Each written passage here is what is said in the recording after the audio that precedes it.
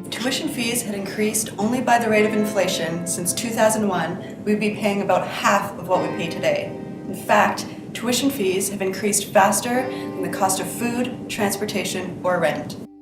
Students across this country are facing a national debt crisis. We are $15 billion in debt, and that number is increasing by just under $2 million a day.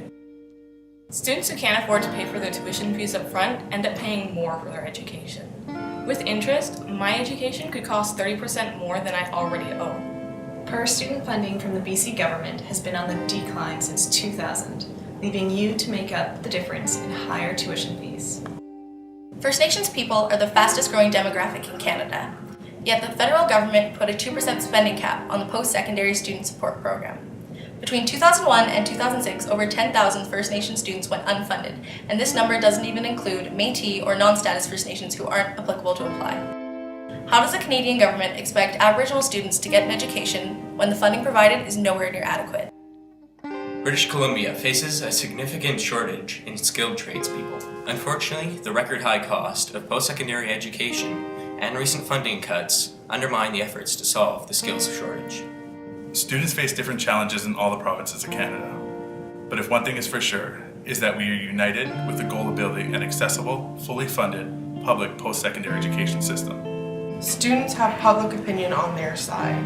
87% of Canadians believe that tuition fees should be reduced or frozen immediately. British Columbia offers the lowest non-repayable student financial aid of any province. We need a post-secondary education act that ensures affordable tuition fees across Canada. There needs to be an increase in the number of upfront needs-based grants available to students. 5 years ago, when students last rallied across Canada, we won $300 million in new student grants. You don't have to keep paying high tuition fees. When you unite with students across Canada, we can change post-secondary education. The student movement needs you on February 1st. I would love to see you take part in the National Day of Action on February 1st, because we are fighting for a simple but powerful goal.